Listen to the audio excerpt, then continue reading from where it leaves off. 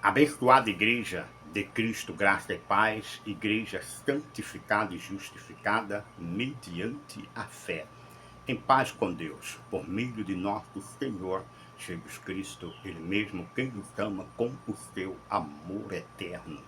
Como está escrito em Hebreus 10,14, que Ele mesmo, pelo seu único sacrifício, nos aperfeiçoou para sempre. Significa que nele nós temos o eterno perdão dos nossos pecados passados, presentes e futuros. Neles somos eternamente redimidos, eternamente justificados e eternamente salvos.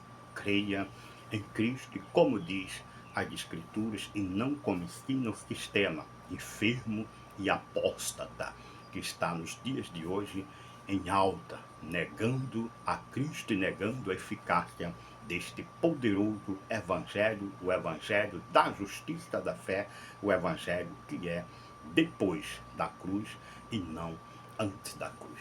Todos, pois, que vivem o falso evangelho, o evangelho da apostasia, que está sempre antes da cruz, pregando e dizendo ao crente que ele não está perfeito e que o sacrifício de Cristo não foi completo, está precisando de alguma coisa. Cristo não consumou a obra na cruz, como ele disse, tudo está consumado.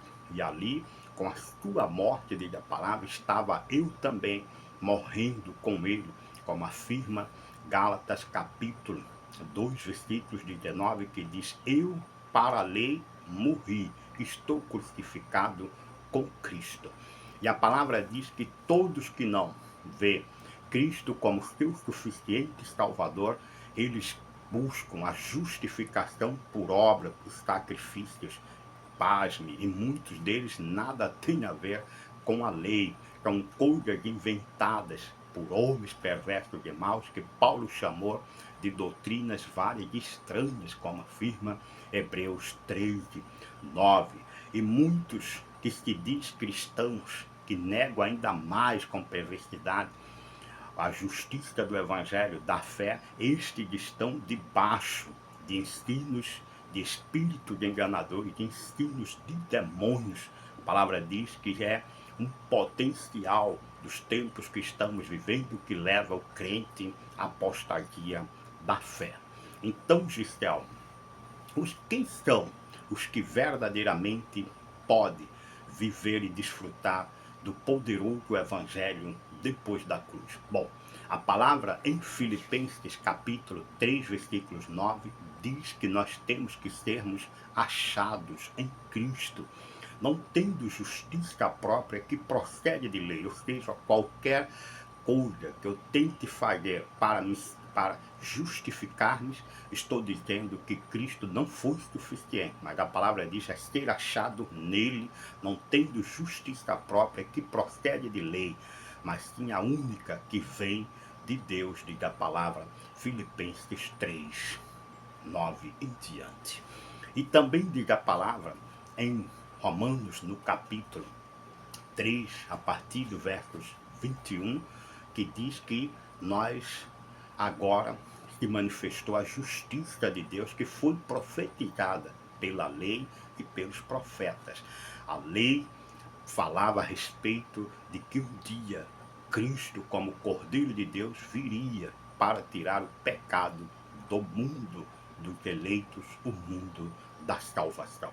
Então, diz a palavra que todos que querem buscar a justificação pelas obras da lei, a palavra diz que estes estão debaixo de maldição. A palavra diz em Gálatas 3, 10, que diz: todos quantos, pois, no tira 1, todos quantos, pois, que estão das obras da lei, estão debaixo de maldição. Porque está escrito: maldito todo aquele que não vive ou não pratica toda a obra da lei. E nós sabemos que tem ministérios aí que quer guardar sábado, outros querem vestir pano de saco, e por aí vai.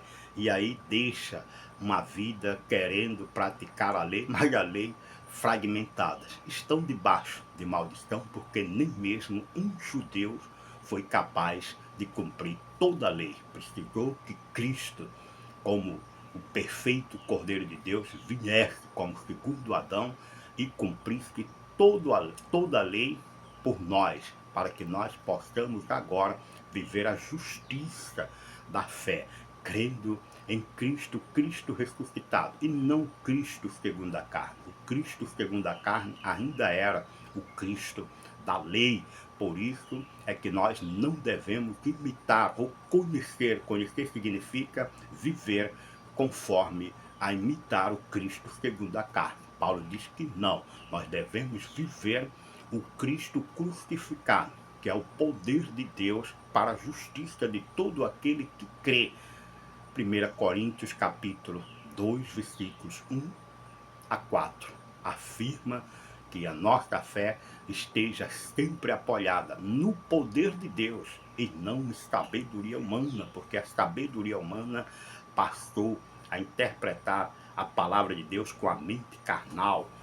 Sim, eu afirmo com toda segurança que não houve reforma nenhuma. A palavra deixa bem claro que ali o que houve foi a libertação das escrituras, porque a escritura estava retida a um sistema que proibia a leitura por parte daqueles que não se submetessem ao poder de um ministério aí chamado perseguidor da igreja. E aí Deus levanta homens para libertar, para liberar a palavra, para que nós tivéssemos acesso à sua palavra. Mas não se esqueça, com a liberação ou a liberdade das escrituras também foi liberada através do poder de Deus para que a palavra se cumpra o tempo de apostasia.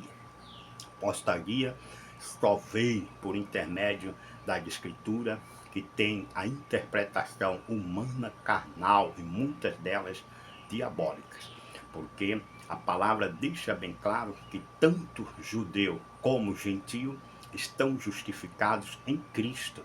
Em Romanos capítulo 1, versículos 16 e 17 diz: não me envergonho do evangelho, porque é o poder de Deus para a justiça de todo aquele que crê, primeiro do judeu e também do grego ou do gentio, visto que a justiça de Deus se revela no evangelho de obra em obra, de sacrifício em sacrifício. Não, o evangelho, a justiça de Deus se revela no evangelho de fé em fé, como está escrito: justo viverá pela fé. Fé no Cristo antes da cruz, Israel? Não, no Cristo depois da cruz, me conformando com ele na sua morte e tendo dele o poder da sua ressurreição, para que eu possa viver completa salvação debaixo desta justiça que me dá o direito de viver vida com abundância, e abundância no Cristo, o Cristo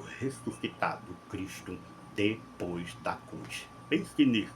Qualquer mensagem que tenha nome de evangelho, que esteja antes da cruz, não é evangelho, é maldição, é apostasia, pode ser qualquer outro tipo de manifestação contrária a Cristo e à justiça que ele se fez por nós, como afirma 2 Coríntios capítulo 5, versículos 19 a 21. Logo, nós que cremos no Cristo ressuscitado, nós temos o poder em nós manifestado da sua morte e da sua ressurreição, nos conformando com o que ele fez por nós, foi o suficiente. Temos ele, Cristo, como nosso único e suficiente Salvador, e não precisamos de praticar obras de sacrifícios nenhum, porque se fizer assim, nós vamos estar dizendo que Cristo não foi suficiente e estaremos para nós mesmos anulando a graça de Deus, como afirma Gálatas capítulo 2, versículos 20. Assim está escrito e assim eu creio. Quer viver o poder do Evangelho depois da cruz? Se conforme com Cristo na sua morte e creia na sua ressurreição, e com ele viva o poder desta ressurreição no Evangelho da justiça, de fé em fé, porque justificados em Cristo, justo vivemos pela fé. Creia, graça e paz.